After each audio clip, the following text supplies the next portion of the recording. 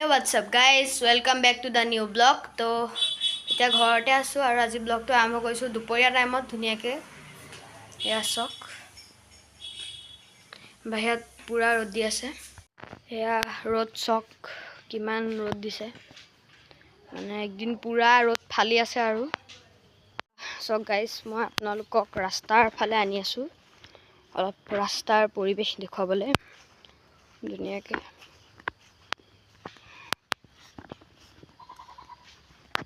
আৰু গাইস এই জেগাখন চক গাইস এই জেগাখন মানে গৰমৰ দিনত বহিবলৈ বহুত ধুনীয়া জেগা হয় কাৰণ এফালে বাঁহ আছে আৰু ধুনীয়া একদম মানে ঠাণ্ডা হাৱা মাৰি থাকে আৰু আমি গৰমৰ দিনত ইয়াতে বহি থাকো এজোপা মধুৰিআমৰ গছ আছে এতিয়া মধুৰি লাগিছে আৰু খালি মানে ইমান খাব পৰা হোৱা নাই তথাপিতো লাগিছে এটা দুটা খাব পৰা হৈছে এটা দুটা কিন্তু মানে প্ৰায়ভাগ মধুৰি পকা নাই আৰু হেয়া চক ধুনীয়াকে মই কন্তে আমি বহু বেছি গৰম পৰিলে তো এটা ধুনীয়া স্পট হয় আৰু গাইস আমি কেতিয়াবা একনটো বহো কাৰণ একনটো ধুনীয়া বাঁহ আছে আৰু ইফালে আমি এনেকুৱাতে আমি বহো কেতিয়াবা আমি ভিতৰত যদি বেছি বহিব মন নাযায় ইয়াতে বহো আমি ধুনীয়াকে এফালে সেউজীয়া পথাৰ আছে আৰু এতিয়া মানুহবোৰৰ পথাৰবোৰ ৰুই হ'ল তো সেইকাৰণেতো আৰু এতিয়া ধুনীয়া লাগিছে পুৰা সেউজীয়া হৈ গৈছে সব পথাৰবোৰ ধুনীয়াকে ইয়া চক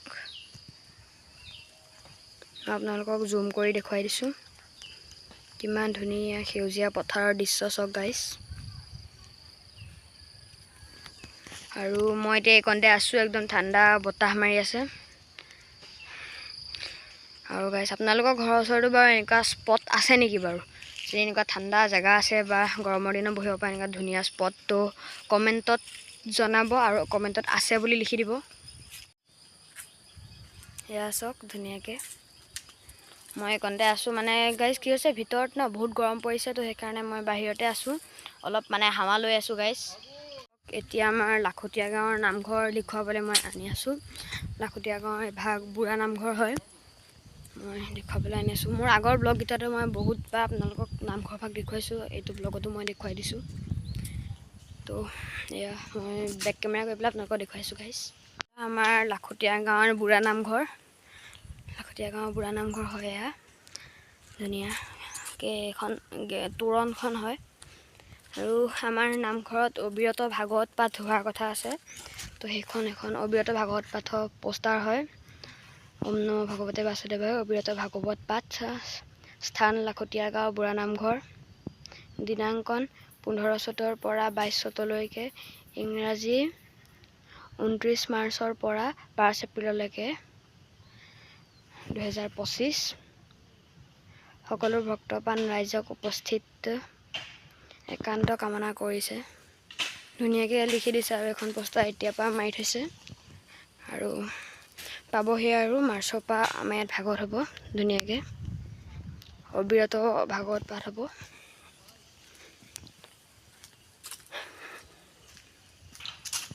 আৰু এফালে গাইস মাছ বেপাৰী এজন আহিছে মানে আমি তেওঁৰ পৰা মাছ লৈছিলো এতিয়া তেওঁ আকৌ ঘূৰি আহিছে আৰু মানে পুৰা ৰ'দ দি আছে তো তেওঁ সেইকাৰণে অলপ ইয়াতে ৰৈছে তো কাৰণে জেগাটো ঠাণ্ডা হয় মই আপোনালোকক কৈছিলো ইয়াত বহুত মানুহ ৰয়হিও কাৰণ জেগাটো বহুত ঠাণ্ডা আৰু মই আকৌ ঘৰলৈ আহিছো এতিয়া কাৰণ মই এখন চকী নিম আৰু তাতে অলপ টাইম মানে বহিম কাৰণ ভিতৰতো মানুহ একদম থাকিবই পৰা নাই সেইবাবে মই এখন চকী নিব আহিছো এই বাগিচাখন দেখুৱাইছিলো আগতেও ইয়াৰ আগৰ যিটো ব্লগ আছিল সেইটো ব্লগ মই 15 আগষ্টৰ দিনা বনাইছিলো আৰু সেইটো ব্লগতে মই বাগিচাখনৰ কথাখিনি বহুত ধুনীয়াকৈ দেখুৱাইছো আৰু কথাখিনি কৈছো মই বহুত কথা কৈছো আপোনালোকে যদি সেইটো ব্লগ চোৱা নাই ব্লগটো চাব কাৰণ সেইটো ব্লগো বহুত ভাল হৈছে গাইস মই এতিয়া ভিতৰলৈ আহি আছো আৰু এইটো চক আমাৰ কুকুৰটো এইটো যিটো মোৰ এবছৰৰ আগৰ যিবোৰ ব্লগ হয় তো সেইবোৰ ব্লগত ইয়াক চাগে দেখিছে বহুত মানুহে যোনে যোনে চাইছে ইয়াক দেখিছে এবছৰ আগতে বহুত সৰু আছিলে আৰু এতিয়া বহুত ডাঙৰ হৈ গৈছে আমাৰ ঘৰৰ কুকুৰটো একদম টিকুট মানে কুকুৰী মোক একোৱে নকৰে দেখিছে না গাইস এবছৰৰ আগৰ ব্লগ গিটা চাব যদি চোৱা নাই তাত ইয়াক দেখিব যে সি বহুত সৰু হৈ আছিল আৰু এতিয়া ই বহুত ডাঙৰ হৈ গৈছে আৰু এতিয়া মই মানে অলপ পাকঘৰৰ ফালে আহি আছো আপোনালোকক দেখুৱাইছো আৰু এয়া মোৰ দেখিছেনে মায়ে মাছ ফ্ৰাই কৰি আছে এয়া মাছ ফ্ৰাই কৰি আছে আৰু মায়ে অলপ টেঙা চেপি দিছে কাৰণ গৰম বহুত পৰিছে আৰু এয়া মাছ ফ্ৰাই কৰিলে ধুনীয়াকৈ এয়া শাক হয় আজি আৰু জোল হ'ব, জোল বনাব আজি মানে একদম ঘৰুৱাভাৱে আজি খানাটো হ'ব। এইটো হৈছে মায়ে ঘৰত বনোৱা খৰিচা চক। মায়ে ক'লে যে এতিয়া বহিব নালাগে, ভাত খাই পেলাই বহিব কৈছে। তো এই জেগাটো আমাৰ বহুত ঠাণ্ডা হয় কাৰণে ইফালৰ পৰা বতাহ মাৰি থাকে।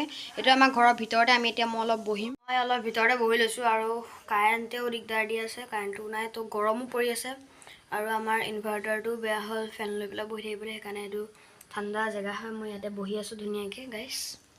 তো মায়ে ক'লে যে ভাত খাবৰ কাৰণে পানী অলপ ভৰাই লওঁ, তো মই পানী ভৰাবলৈ এইটো বটল অলপ আছে আৰু অলপ ভৰাম, এতিয়া মই ফুল কৰি দিম। আৰু এয়া মই বটলটো খুলি আছোঁ, এতিয়া মই পানী ভৰাম ধুনীয়াকৈ গাইছ। আৰু এয়া মই আপোনালোকক আকৌ দেখুৱাইছোঁ, মায়ে এয়া টেঙা চৰচৰি বনাব। এতিয়া টেঙা চৰচৰি বুলি কয় সেইটো মোক মায়ে কৈছে টেঙা চৰচৰি বুলি কয়। আৰু আপোনালোকে যে অলপ আগতে দেখিছিলে মাছত টেঙা দিয়া, এই টেঙা চৰচৰিটোৰ কাৰণে মাছত টেঙা দিছিলে।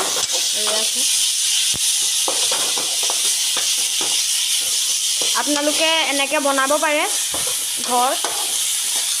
আৰু আজি তাতে দেওবাৰ আছিল, তো মায়ে বনাইছে। এনেই মায়ে নবনায় কাৰণে মাৰো স্কুল থাকে, মোৰো স্কুল থাকে। এনেই মায়ে দিনত মাছ মাংস মানে একোৱে নবনায়। আজি দেওবাৰ আছিল কাৰণে মাছ ল'লে আৰু বনালে। গাইজ মই আপোনালোকক এতিয়া ৰেচিপিটো দেখুৱাই দিছোঁ। এই ৰেচিপিটোৰ যোগেদি আপোনালোকে ঘৰতো বনাব পাৰিব আৰু ট্ৰাই কৰিব। এবাৰ বা নহ'লে এবাৰ ট্ৰাই কৰিব, ট্ৰাই কৰিব ধুনীয়াকৈ। এয়া চাওক, আৰু এয়া আমাৰ মাছ ফ্ৰাই কৰি থোৱা। এয়া দেখিছেনে গাইজ কেনেকুৱা হৈ গৈছে।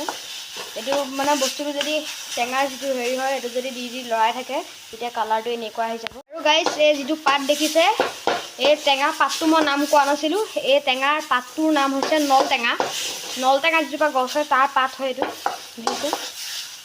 আৰু এই শাকবোৰ আমাৰ স্বাস্থ্যৰ কাৰণে বহুত ভাল, সেইকাৰণে শাক খাব আপোনালোকে। মায়ে দাইল ৰেডি কৰি থৈছিলে, তো ৰেডি কৰি থোৱা দাইল ঢালি দিলে ইয়াত। আৰু এয়া মচুৰ দাইল হয়, মচুৰ দাইল মায়ে বইলকৈ ৰেডি কৰি থৈছিলে আৰু এয়া ঢালি দিলে। এয়া আৰু এয়া ৰেডি হৈ গ'ল। ৰ'ব, ৰেডি হোৱা নাই কিন্তু এতিয়া অলপ মানে 50% ৰেডি হৈছে। ইয়াত এতিয়া মাছ দিব। আৰু গাইজ ময়ো অলপ লৰাই দিছোঁ।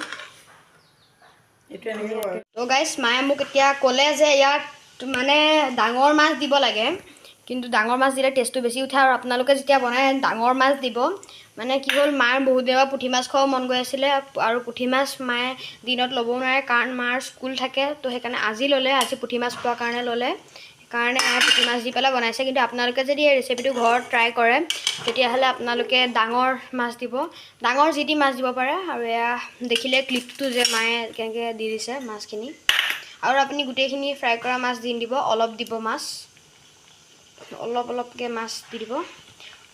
অলপ মাছ দিলেও টেষ্টটো বহুত ধুনীয়া উঠে। আৰু আপোনালোকে ডাঙৰ মাছ দিব, ডাঙৰ বেছি এটা মাছ দি দিলেও হ'ব।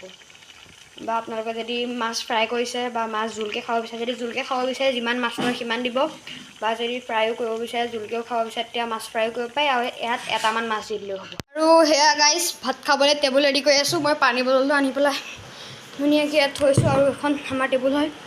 ভাত খাবলৈ একদম টেবুল ৰেডি কৰি লৈছোঁ। অলপ জলকীয়াবোৰ মই অলপ ঠিক কৰি দিছোঁ, মাক অলপ সহায় কৰি দিছোঁ। গাইজ মই জোলখিনিত নিমখ দিয়া দেখুওৱা নাই, আপোনালোকে সোৱাদ অনুসৰি নিমখ দি দিব। আৰু মানে কি লাগে মই ইমান নাজানো, মই মাক সুধি পেলাই কৈছোঁ। ৰ'ব, নিমখ হালধি দি দিব, সোৱাদ অনুসৰি নিমখ হালধি দিব। আৰু প্ৰায় মছলা দিব নালাগে, বাকীবোৰ মছলা দিব নালাগে, নিমখ হালধি দিলেই হ'ল। আৰু এয়া চাওক, মই যে আপোনালোকক দেখুৱাইছিলোঁ ৰেচিপিটো খানা এয়া। আৰু এয়া চাওক ধুনীয়াকৈ মই দেখুৱাই দিছোঁ। আৰু এইটোৱে আছিলে সেই দাইলটো। আৰু এইটো হৈছে ঘিউ কচুৰ আঞ্জা, ঘিউ কচু, আলু আৰু বুট হয়। আৰু এয়া মাছ, আৰু এয়া ভাত, আৰু এভাগ আছে ধুনীয়াকৈ। তো গাইজ মই এতিয়া ভাত খাওঁ, আৰু এই ব্লগটো মই ইমানতে এণ্ড কৰিছোঁ। বহুত সৰু এটা ব্লগ আছিলে, মই অলপ দেখুৱালোঁ, ঘৰো দেখুৱালোঁ, অলপ খানা দেখুৱালোঁ, আৰু অলপ ধুনীয়া মানে ঘৰৰ ওচৰৰ পৰিৱেশো দেখুৱালোঁ। আৰু গাইজ যদি ভিডিঅ'টো ভাল লাগিল, লাইক কৰিব, কমেণ্ট কৰিব, শ্বেয়াৰ কৰিব, ছাবস্ক্ৰাইব কৰিব। আৰু গাইজ মই ভিডিঅ'টো লাষ্টত আপোনালোকৰ এটা চেলেঞ্জ দিছোঁ। চেলেঞ্জটো হৈছে মই ভিডিঅ'টোত কেইবাৰ গাইজ বুলি ক'লোঁ, সেই আপোনালোকে মোক কমেণ্টত জনাব। আৰু যাৰটো একদম শুদ্ধ হয়, সি মানে এই গেমটো জিকিব। এটা গেম টাইপ হয়। তো বাই বাই, লগ পাম নেক্সট ভিডিঅ'ত।